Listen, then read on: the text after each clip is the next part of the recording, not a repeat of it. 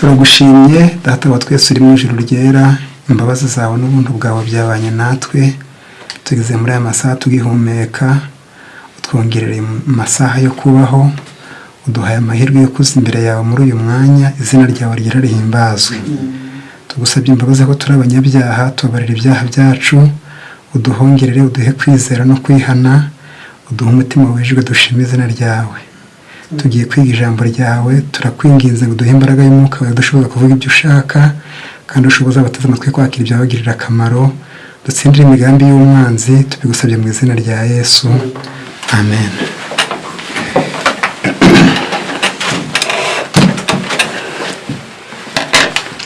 Twongeye kubaramutsa mu izina rya Yesu, Uwiteka abahire.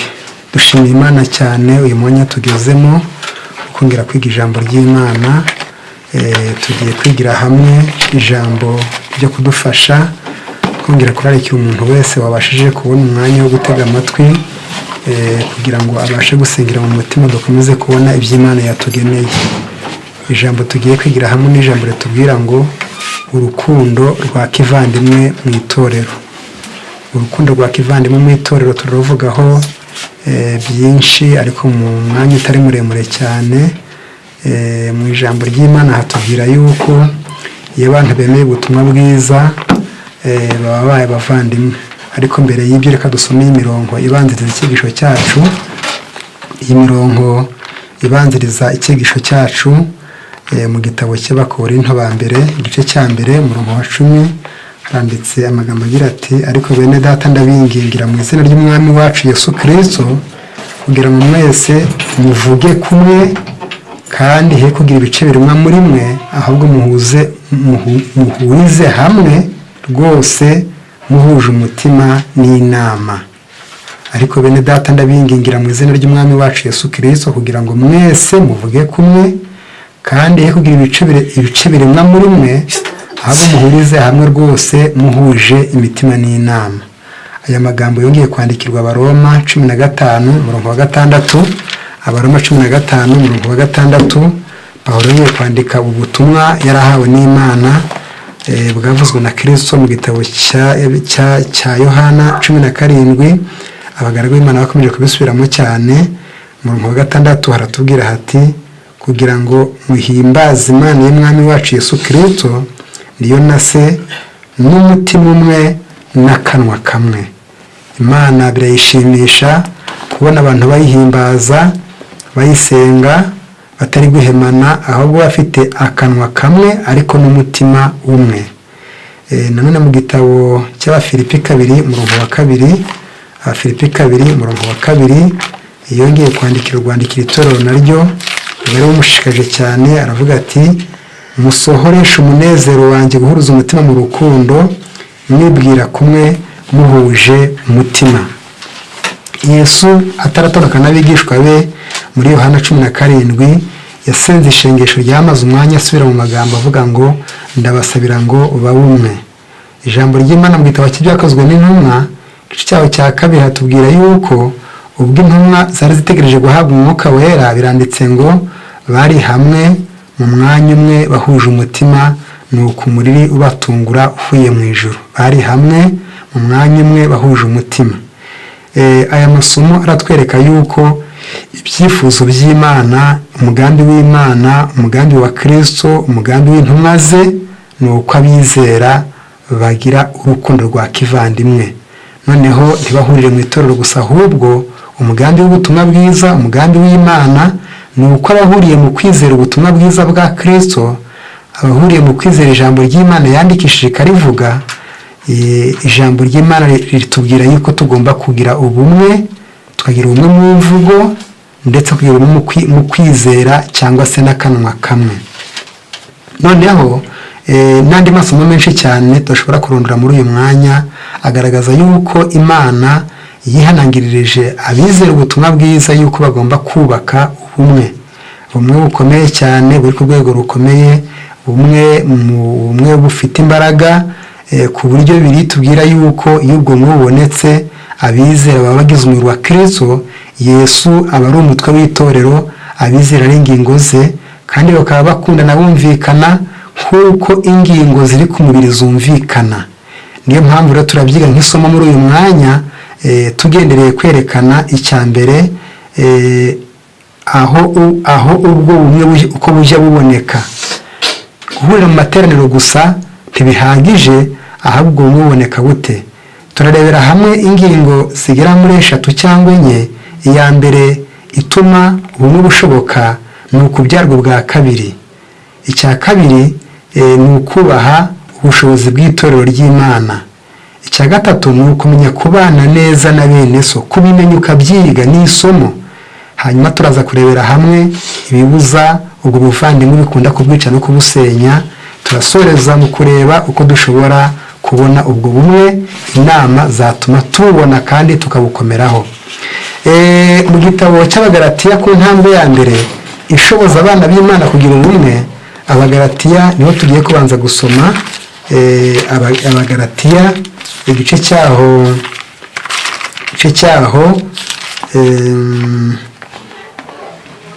igice n'umurongo, reka mbibabwire.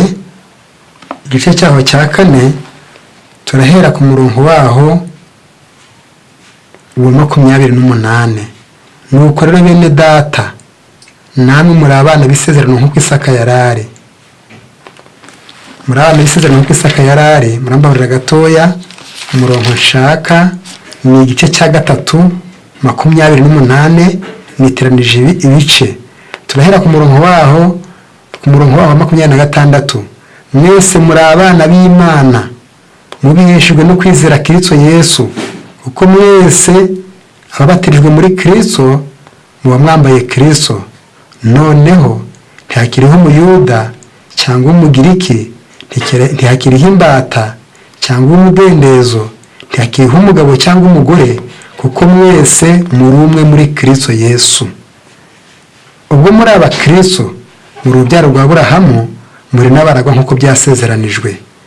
Ijambo ry'Imana riduhamirije yuko iyo twizeye Kristo, tukareka ubupagani, tukava mu byaha, tukemera kubatizwa, ikimenyetso ko umuntu yahindutse by'ukuri, ko yabyawe ubwa kabiri, ni uko hatongera kubaho umunaka n'umunaka, amoko, ibirere, ibihugu, ahubwo abahinduwe na Kristo bakabyarwa ubwa kabiri ntibongera kugira amoko, baba ubwoko bumwe.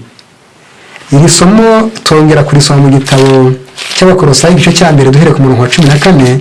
Abakolosayi igice cya mbere duhere ku murongo wa 14 haratubwira hati: niba ducunguje amaraso ye ngo tubone korerwa ibyaha byacu, ni niwe shusho y'Imana itaboneka, niwe mfura mu byaremwe byose, we ni Yesu Kristo, kuko muri we arimo byose byaremewe, ari ibyo mu isi cyangwa ari ibyo mu ijuru cyangwa ibyo mu isi, ibiboneka n'ibitaboneka, intebe z'ubwami n'ubwami bwose, n'ubutware bwose, n'ubushobozi bwose.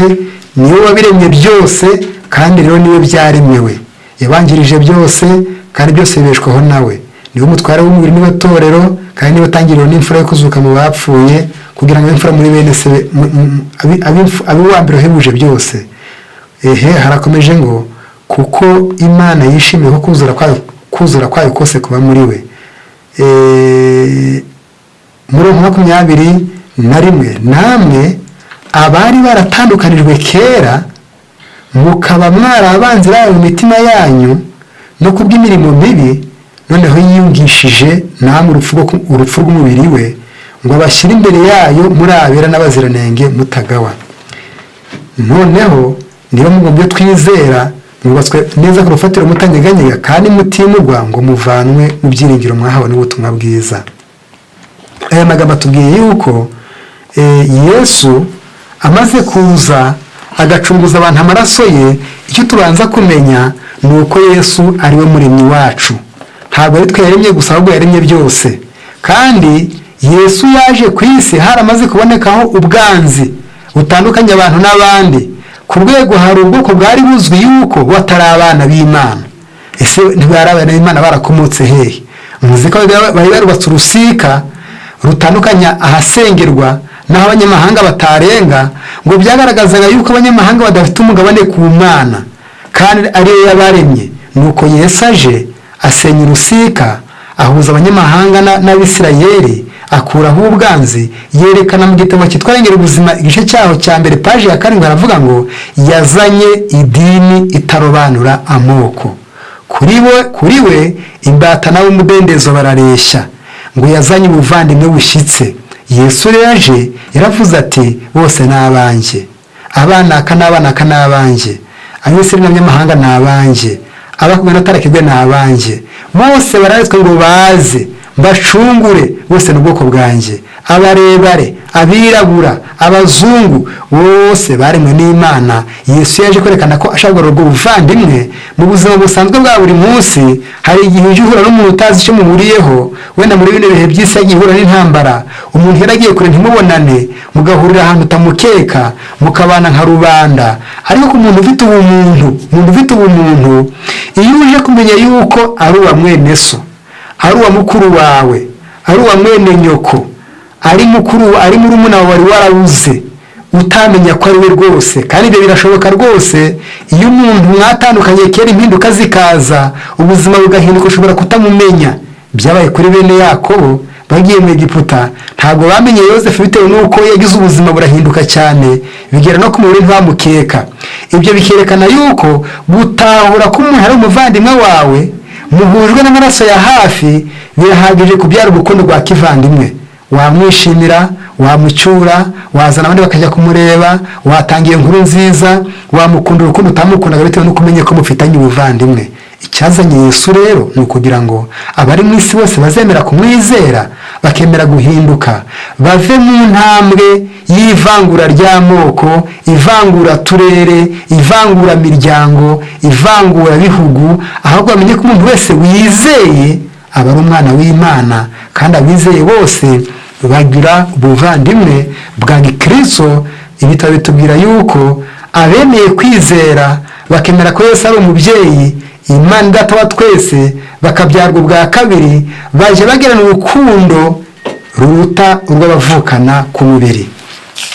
Kongera gusoma umurongo usa n'iyingiyi mu gitabo cy'Abefeso cyaho cya mbere cya kabiri, murababarira umurongo waho wa 11, nuko mwibuke yuko kera mu banyamahanga ku mubiri, aba bakebwe n'inkuye ku mubiri bita batakebwe. Mwibuke yuko icyo gihe mwari mudafite Kristo, mutandukanirwa n'ubw'Isirayeli, muri abashyitsi ku masezerano y'ibyasezeranijwe, ari nta byiringiro mufite by'ibizaba, aho mwari mu isi mudafite Imana rurema. Ariko none kuko muri Kristo Yesu, mwebwe barikuye kera, mwigijwe hafi n'amaraso ya Kristo. Uwo ni wo mahoro yacu, kuko yahinduye twebwe ababiri ku bumwe, akuyeho ubwanzi, aribwo rusika rwari hagati yacu rutugabanya. Amaze kuza amategeko y'umuhango umubiri we, kugira ngo ababiri abaremwe n'umuntu mushya muri we, ngo azane amahoro atyo, kandi ngo bomba bagira umubiri umwe, abungishe n'Imana umusaraba, awicishije bwa bwanzi. Kuri iyi ngingo y'urukundo rwa kivandimwe, iyo abantu babyawe ubwa kabiri, ni ukuri ubuvandimwe buraza. Impamvu budashobora kuza gusa ni uko ubwo buvandimwe butabaho. Ariko iyo abantu bemeye kubyarwa n'ijambo ry'Imana, bakemera guhindurwa naryo, bagahindura imyumvire, ijambo ry'Imana ritubwiye yuko ubwanzi burashira, abari babiri bakaba umwe, bakaba abavandimwe. Kandi ubwo bwanzi bwatandukanyaga amoko ari ku isi, ngo igisenya ubwo bwanzi gusa ni umusaraba. Ngaho nawe merera umutima utekereze, aho wita ko atari bene wanyu, aho wanga bitewe n'ubwoko, abo usuzugura bitewe n'urwego, nawe uzi kuri ubwoko bwiza kuruta abandi, kuri uw'agaciro, ko hariho abatakwemerwa, bakwiriye gusuzugurwa, utakwiyegereza mu isi, n'ubwo mwamusenga mwese. Ndakubaza ikibazo, ko Yesu yagiye ku musaraba, ari wowe n'abo bantu usuzugura, cyangwa wangira ubwoko, cyangwa akarere, cyangwa igihugu? Abo Yesu yapfiriye ni bande? Yaragupfiriye nuko barabareka? Ushobora gusubiza mu mutima wawe, byibaza muri ikiganiro. Nuko igisubizo kirumvikana, nuko Yesu yapfiriye bose, kuko bose ni abana b'Imana, bose ni bo babyaye, bose barazimiye, agomba gushaka bakumwanzi. Kubw'iyo mpamvu, iyo umuntu amenye icyajyanye Yesu ku musaraba, ntabwo kuririmba umusaraba ari byo by'agaciro, kuwuvuga cyane, kuwambara ku ishati, kuwushyira ku nsengero nta gaciro bifite. igifite agaciro ni ukuwugira ku mutima, ukamenya ko yamanitswe mu byamubambishije, ni uko abana be yabyaye bari baranganye, baratatanye, barashyizeho insika, nuko ajya ku musaraba ngo abazareba ku musaraba bazamenye ko bose ari kubareba neza kandi bafitiye imbabazi. Abafite uwo mutima wo kureba ibyabereye i Karuvari, Yesu akabambwa akicwa urupfu rubi, ngo bijya bituma iyo nkoni yitwa umusaraba isenya bwa bwanzi, maze umuntu akazibona uwo yanenaga, uwo yasuzuguraga, uwo yakekaga, uwo yirindaga, uwatagiriraga iwabo ari umuvandimwe wa bugufi, maze ntibaba abavandimwe gusa, ahubwo bakazibona barabaye umwe. Ibi turabihamya mu ijambo ry'Imana, kandi mu by'ukuri ni igikorwa kijya kigaragara ku bantu bihaye ubutumwa bwiza bakemera kubyarwa ubwa kabiri. Muri kino gitabo cyitwa Intekerezo, Imico n'Ubumuntu 518 hatubwira ko ibyo rwose bishoboka.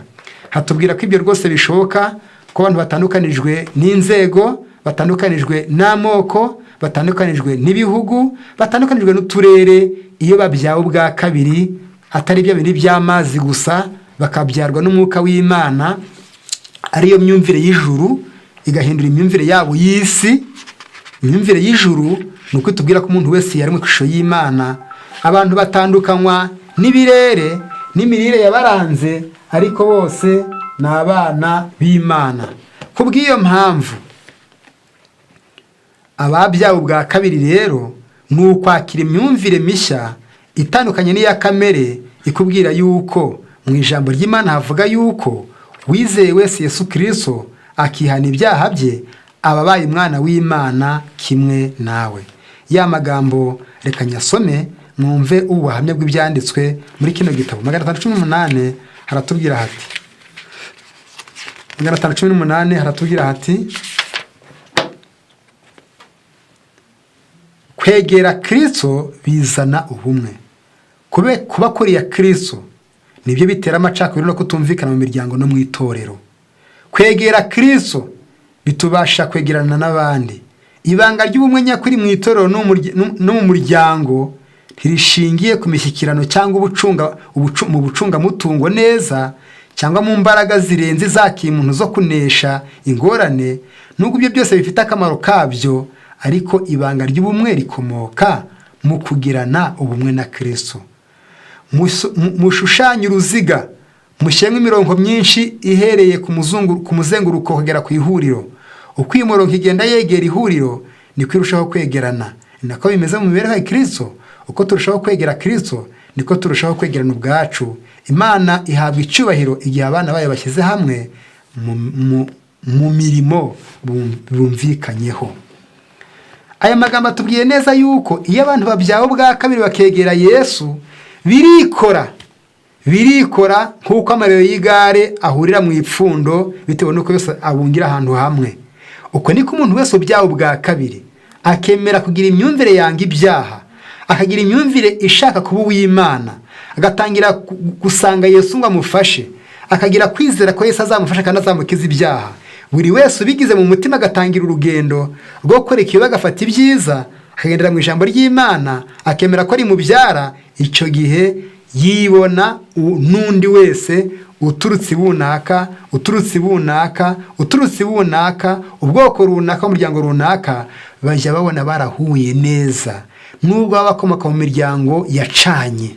Muri isi hari imiryango igicana, bakavuga bati abanaka kuko baduhemukiye, ariko byagaho kera sinzi ko uyu munsi bikibaho, ubwo baduhemukiye ntitugahure, ntitugashyingirane, umwana wacu najyayo nuko azaba aciwe mu muryango. Amagambo nk'ayo yagiye avuga mu miryango ikomeye. Ariko iyo abantu bahinduwe na Kristo, nubwo bakomoka muri iyo miryango yahemukiranye, yanganye cyane, bo ntacyo bakora iyo bemeye Yesu gusa bakabyarwa bwa kabiri, bajya bibona babaye ubwoko bumwe, umuryango umwe, kandi babaye umwe batakiri babiri.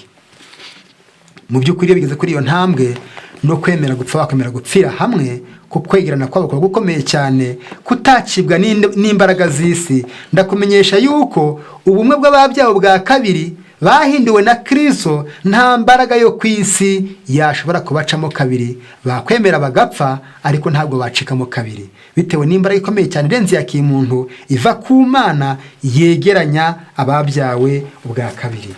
Noneho icya kabiri tugiyeho ni ukubaha ubushobozi bw'itorero. Abana b'Imana babyawe ubwa kabiri bamenye neza yuko ubwo bumwe bakoze bubahurije hamwe nibwo bwitwa itorero ry'Imana. Rero iyo umuntu aha agaciro itorero ry'Imana, aho abana b'Imana bahuriye bakaba umwe, ubuvandimwe bugashoboka atari amacenga, bagahura rwose bakegerana, iryo torero ryigisha ubumwe, ryigisha kuva mu moko, gusohoka mu macakubiri, kuva mu kutumvana, abantu bose bakamenya ko ari abavandimwe kandi ubuvandimwe bushyitse bukomeye. Abemera iyo nyigisho yo kwizera yatanzwe n'Umukiza Yesu ariyo imwe mu byatumye bambwa ku musaraba. Iyo abantu b'Imana bemeye guhuzwa n'iyo nyigisho nzima, ubwo butumwa bwa Kristo bubyara abanyabyaha bwa kabiri, bakava mu moko no mu miryango bakaba ubwoko bumwe. Iyo bemeye bagatera iyo ntambwe kugira ngo ubwo bumwe buzarambe, bwe kuzagira ikibucamo kubera umwanzi arahari, nuko bitoza kubaha ubushobozi bw'itorero ry'Imana. Vuga bati aho twahuriye n'umubiri wa Kristo. Umuntu akumva yuko itorero ry'Imana rya Kristo ryahuje abo bantu, ntawe ukwiriye gutuma risandagurika, akariha agaciro, akubaha imikorere yaryo, akaryumvira. Iyo umuntu yubaha ubwo bushobozi bw'itorero bituma ubumwe bukomera. Reka nsome amasomo abiri n'inyandiko ebyiri nkeya tuje inyuma yo tube tuyivuyeho. Kubaha ubushobozi bw'itorero nicyo tugiye kuvugaho. Bijya bituma ubumwe bukomeza kubaho.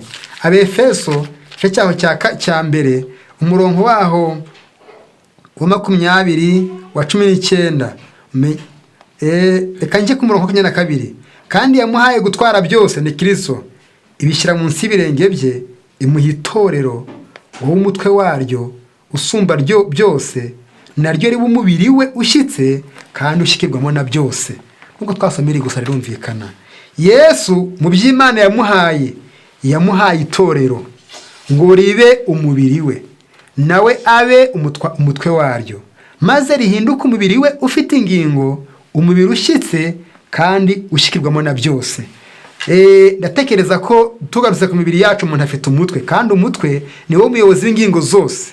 Ariko ibyo umuntu akora byose akabisohoza, bimwe bikomeye, abantu bashimirwa, umuntu agahabwa icyubahiro, abantu bakamwifuza, byaba iby'ubuzima, ubuvuzi, kwigisha.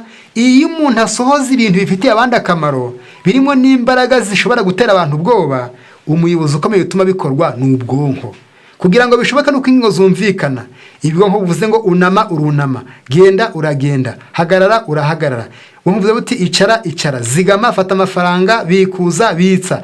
Iyo umuntu aramutse umubiri utumviye ubwonko, agatekereza gusa ariko umubiri ntukore, ntaho yagera. Niyo mpamvu itorero ry'Imana baryinjiyemo bagomba kumenya neza yuko bagomba kumenya ko bagomba kubaha itorero rya Kristo, kandi bakubaha ubushobozi bwaryo n'ibyemezo byaryo, kugira ngo ubumwe bukomeze bubeho, kuko umutwe waryo ni Kristo.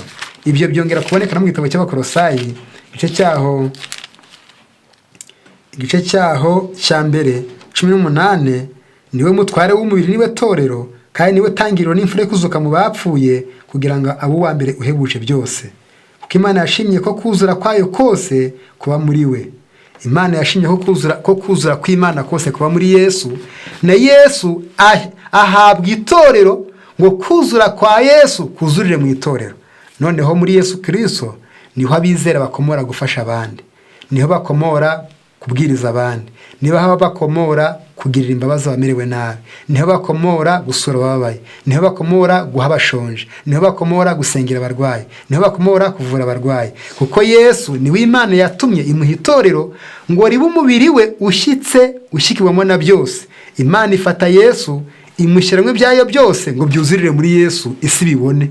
Na Yesu afata itorero ngo ibye byose Imana yamuhaye byuzurire mu itorero ribe umubiri we, maze iby'Imana byose bishyike binyuze bivuye ku Mana, binyuze muri Yesu, binyuze mu itorero. Itorero rya Kristo rifite ubushobozi bukomeye. Niyo mpamvu Yesu yavuze mu gitabo cya Matayo 23 umurongo wa 8 ngo ntimuzagira umuntu wo mu isi mwita mukuru, kuko umukuru wanyu ari umwe, ari Kristo. Icyongereje rivuze ngo umukuru wanyu ni umwe, ni Kristo. Niyo mpamvu rero itorero rya Kristo rifite ubushobozi, ubwo rikuriwe na Kristo rigomba kubahwa. Niyo mpamvu umwizera utubaha aya mabwiriza byanze bikunze ashobora gutera akaga itorero ry'Imana. Mu gitabo cyitwa Ibyakozwe n'Intumwa mu cyigisho cya 12 ndetse n'icya 16 turahasoma amagambo make adufasha kuri iyi ntambwe tugezeho yerekeranye no kubaha ubushobozi bw'itorero. Kugira ngo ubumwe bw'itorero bubeho, abizera bagaragaza urukundo bwishimirwe n'abari mu isi bose, birakwiriye ko abagize itorero, wowe uteze amatwi, ugomba kubaha ubushobozi bw'itorero ry'Imana. Hari igitekerezo kirekire mbabwira mu gitabo cy'Ibyakozwe n'Intumwa cya 9, ubwo Sawuli yari agiye kwica abizera i Damasiko, ahawe inzandiko n'abatambyi, yageze mu nzira maze Yesu aramutungura, aramuhagarika, aravuga ati, Sawuli, Sawuli, undenganyiriza iki?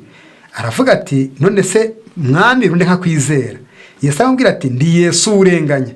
Uhereye ubwo Pawulo aravuga ati, none nkora iki kugira ngo mba nemewe nawe? Yesu aramubwira ati, jya i Damasiko ugenda usanga itorero, nzababwira ibyo bazakubwira ngo ukore, ubone unkorera umurimo. Kubera iki Yesu ko ari wari uhamagaye Pawulo atamwibwiriye ngo genda ujye kubwiriza hera aho ngaho, akamutuma kubanza gusanga abitorero? Hari amahame y'ingenzi twahawe kandi tugomba guhora tuzirikana, agaragarira mu byo tubwirwa ku ihinduka rya Sawuli. Sawuli yari uwo Kristo yaragambiriye gukoresha umurimo ukomeye cyane, yari uwo wagombaga kuba igikoresho Kristo yitoranyirije. Nyamara umwami Yesu ntiyahise amubwira uwo murimo uwo ari wo, yamufatiye mu nzira kandi amwemeza icyaha. Nyamara igihe Sawuli yamubazaga ati, ushaka ko ngukorera iki mwami? Umukiza yahuje uwo muyuda n'itorero rye, aho azamenyeshwa icyo Imana imushakaho. Umucyo utangaje wavuye mu ijuru mu mutima wa Sawuli, ni umurimo uhoraho yamukoreye. Nyamara kandi hari undi murimo abigishwa bagombaga kumukorera. Kristo yari akoze umurimo wo kumwihishurira no kumwemeza. Noneho ubwo Sawuli wari wihanye yari ageze aho agomba kwigira kuba Imana yatoranyirije kwigisha ukuri kwayo. Ananiya Imana ibonekera Ananiya iramubwira iti, Ananiya, haguruka uje mu nzu ya Yuda, urasanga umuntu urimo arahumye, umubatize, ni Sawuli. Numara kumubatiza uzamubwira ibyo akwiye gukora. Ananiya ati, se mwami, ko nzi ko umuntu ari umunyamahane, ko yica abantu, ndamusanga ntampitana? Imana ngo iti, genda, ni igikoresho nitoranyirije. Ananiya ntiyihutiye kwemera amagambo ya marayika, kuko inkuru zavugaga ko Sawuli yatoteje ibikomeye abizera b'i Yerusalemu zari zarakwiriye hose. Ariko bigeze aho aremerera, agenda asanga Sawuli ahari, aramubatiza, marambika ibiganza mu ruhanga. Sawuli aramuka atangira umurimo w'Imana. Ananiya yumviye amabwiriza ya marayika, ajya kubatiza Sawuli. Abantu benshi bibwira ko umucyo n'uburambe bafite babikesha Kristo wenyine, kandi bakibwira ko ntaho bahuriye n'ubuyobozi n'abayoboke bazwi ba Kristo ku isi. Yesu ni inshuti y'abanyabyaha kandi ababazwa n'ibyago bahura nabyo. Afite ububasha bwose mu ijuru no mu isi, nyamara yubaha abo yatoranije gukora umurimo wo kumurikira abantu babagezaho inkuru nziza. Ayobora abanyabyaha mu itorero iryo yagize umuyoboro unyura mu mucyo wo kumurikira isi yose. Igihe Sawuli yari mu buhumyi bwe no mu gutsimbarara ku byo yari azi, yahishuriwe Kristo, yarenganyaga, yahujwe n'itorero ari ryo mucyo w'isi. Muri ubwo buryo Ananiya ahagarariye Kristo n'abakozi be ku isi bashyiriweho gukora umurimo mu cyimbo cye. Umwanya wa Kristo Ananiya yakozwe ku maso ya Sawuli kugira ngo ahumuke mu cyimbo cya Kristo, kandi Ananiya yarambitse ibiganza bye kuri Sawuli maze amusabira mu izina rya Yesu. Sawuli ahabwa umwuka wera, byose bikorwa mu izina rya Yesu Kristo no mu butware bwe. Kristo niwe soko, itorero rye rikaba umuyoboro wo kumwamamaza. Aha hatubwiye neza yuko umuntu wese agomba kubaha ubuyobozi Imana yahaye itorero, kubera umuyobozi waryo ukomeye ni Yesu wapfuye akazuka, aribereye umutware, aribereye umutwe. Niyo mpamvu niyo umuntu akijijwe, ntabwo Yesu amukiriza iyo wenyine, ahubwo amuhuza n'itorero rye kugira ngo rimuhe ubuyobozi azagenderaho mu gihe Yesu yarashoboye kumwibwirira wenyine. Imana yashyize mu itorero ryayo ku isi ikigo cya 16 irigira umuyoboro mwiza w'umucyo, kandi binyuze muri uwo muyoboro Imana imenyesha abantu imigambi n'ubushake bwayo. Nta n'umwe mu bagaragu bayo yemera gukora ibyo yihariye kandi binyuranye n'imibereho y'itorero ubwaryo. Nta nubwo iha umuntu umwe ubwenge bwo kumenya ubushake ifitiye itorero ryayo ngo itorero umubiri wa Kristo ryo rirekere mu mwijima. Mu burinzi bwayo Imana ishyiraho abagaragu bayo ngo bakorane n'itorero ryayo kugira ngo bigirire icyizere gike, ahubwo biringire cyane abandi Imana ikoresha kugira ngo bateze umurimo wayo imbere. Mu burinzi bw'Imana kugira ngo abantu b'Imana bagire ubumwe, itorero rigiye gusandagurika, nuko abahabwa inshingano zo kuyobora Imana itoranya abantu bigirira icyizere gike, bicisha bugufi, bakiringira cyane impano za bene se, ntibagire icyo bakora, ntibagire icyo banzura, ntibagire icyo bakora gishobora guteza ingorane batabanje kugisha inama abo basangiye inshingano ngo bibashoboze gukorera umurimo mu cyizere ko bafatanije n'abandi. Mu itorero hagiye habaho abantu bahora bashaka kuba ibyigenge, abantu basa n'aho batazi ko umwuka w'ubwigenge uyobora umuntu mu kwishingikirizaho cyane no kwiringira ibitekerezo bye bwite, aho kugira ngo yumvire inama ndetse aha agaciro ibitekerezo by'abavandimwe bo mu kwizera, by'umwihariko ibyo bari mu myanya Imana yashyiriyeho kugira ngo bayobore ubwoko bwayo. Imana yahaye itorero ryayo ubutware n'ubushobozi budasanzwe, ibyo kandi nta muntu uwo ari we wese ushobora gushimira kubyirengagiza cyangwa kubisuzugura, kuko akoze ibyo abasuzuguye ijwi ry'Imana. Ababona ko ibitekerezo byabo ari byo biruta iby'abandi bari mu kaga gakomeye ko kurimbuka. Gutandukanya abantu nk'abo n'imiyoboro y'umucyo aribo bandi Imana ishyiriyeho kugira ngo bubake kandi bagure umurimo wayo mu isi, ni umugambi wizwe neza na Satani. Kwirengagiza cyangwa gusuzugura ab'Imana yashyizeho gukora inshingano z'ubuyobozi mu byerekeye gusakaza ukuri ni uguhakana abo yereje gufasha gutera ubutwari no gukomeza ubwoko bw'Imana.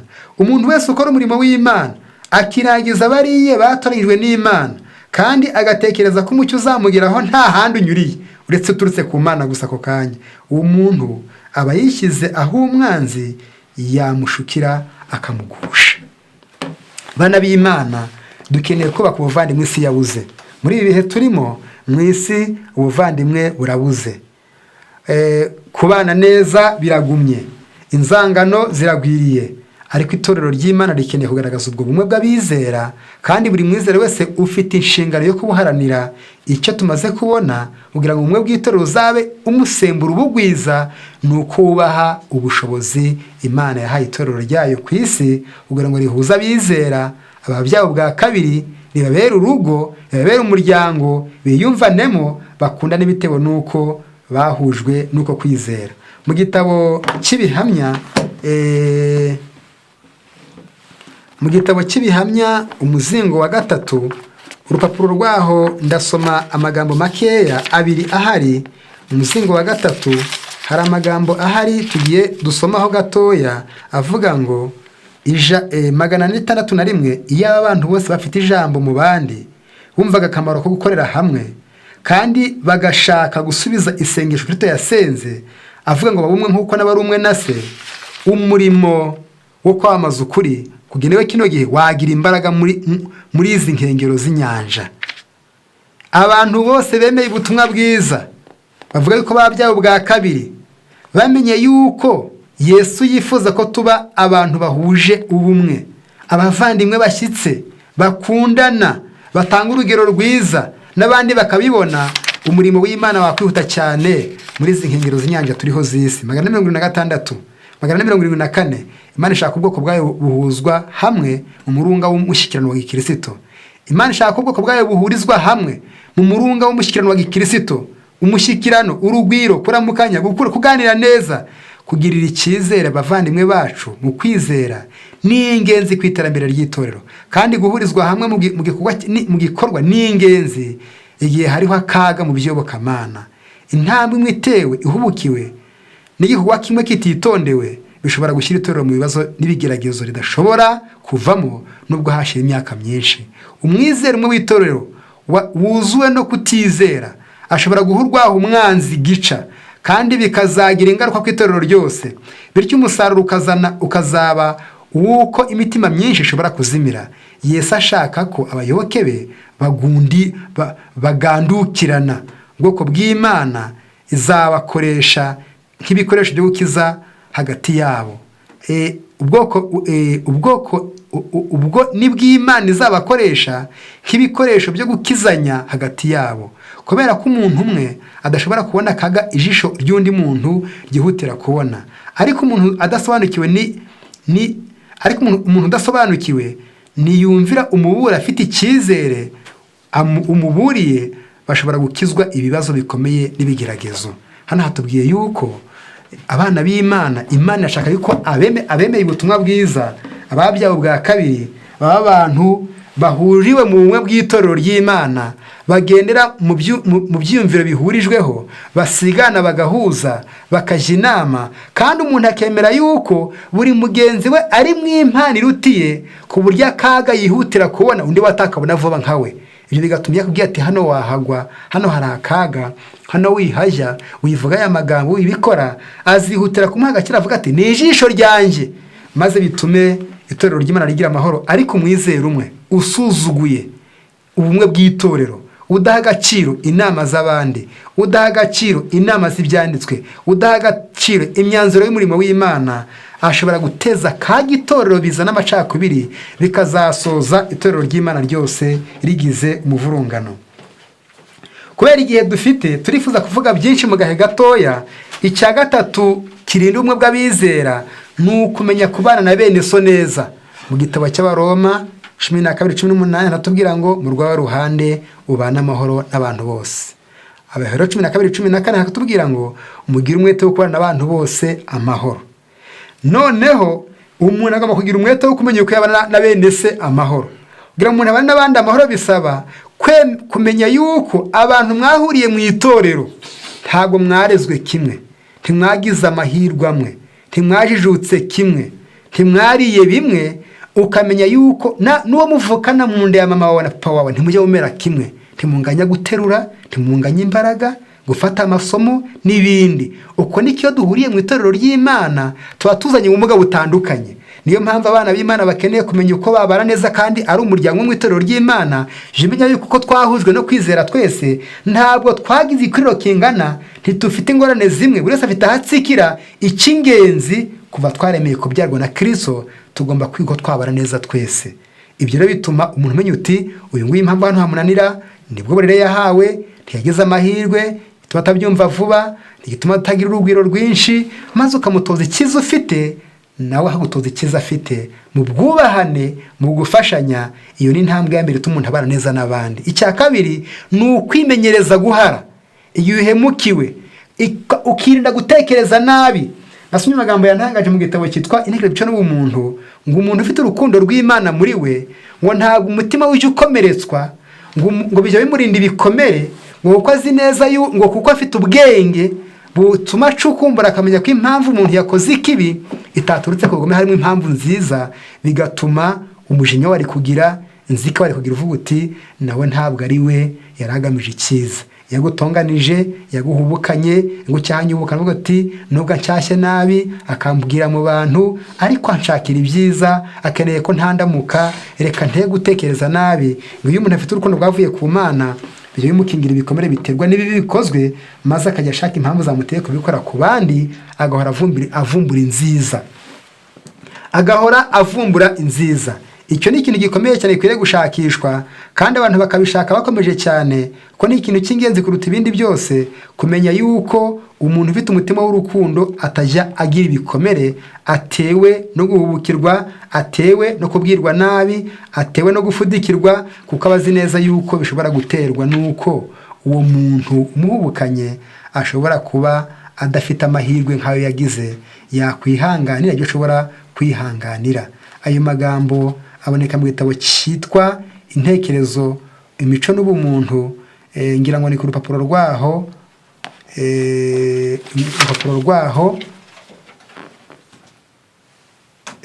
muzahera ku rupapuro rwa 409.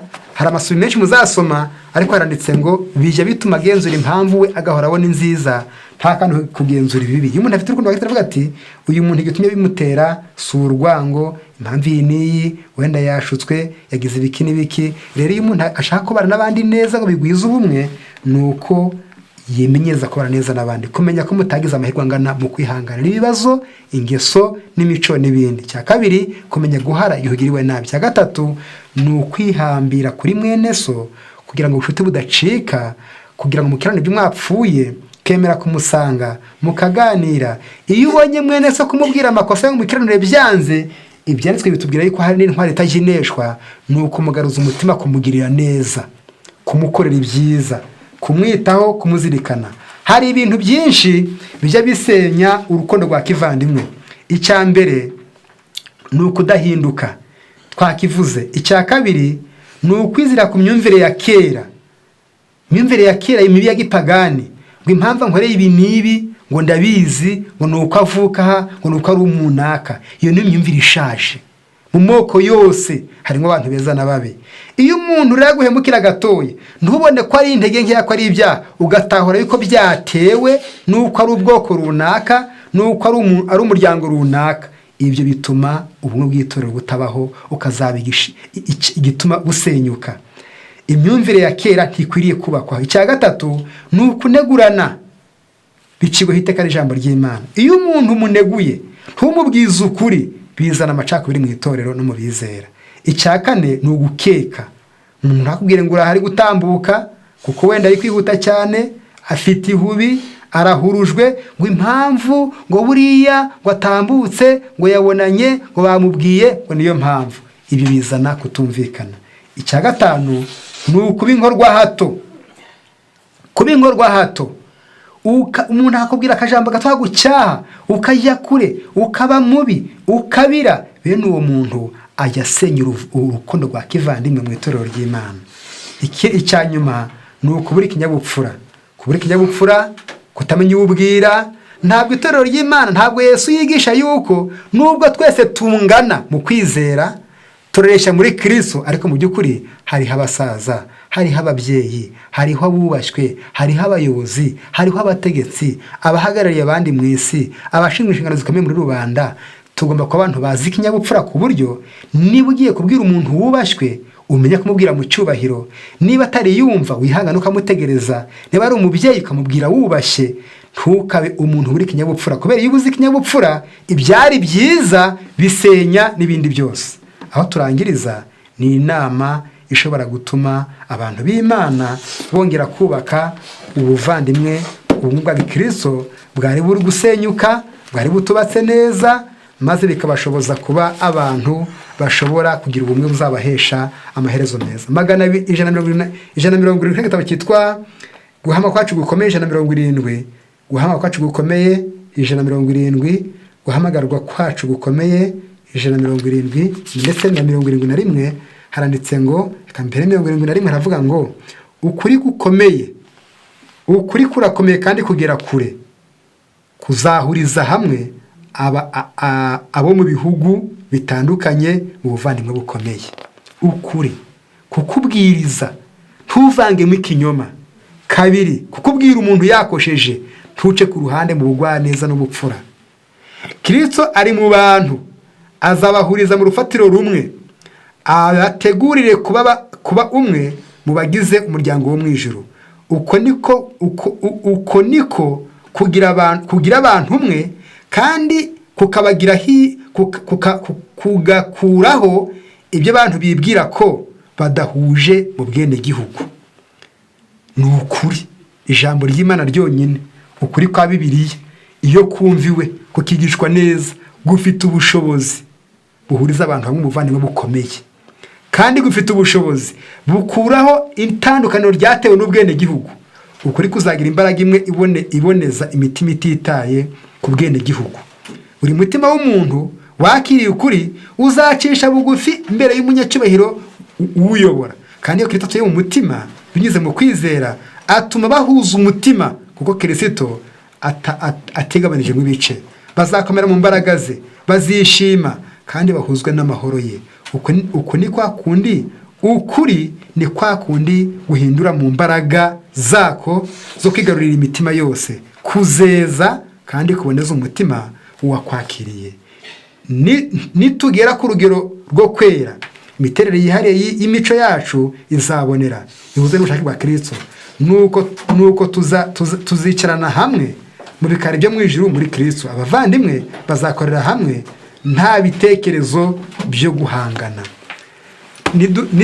Mureke tumenye yuko intwaro ituma abana b'Imana bagira ubumwe, urukundo rwa kivandimwe, ni ukubyarwa bwa kabiri, ni ukubaha ubushobozi bw'itorero, ndetse ni ukumenya kubana n'abandi.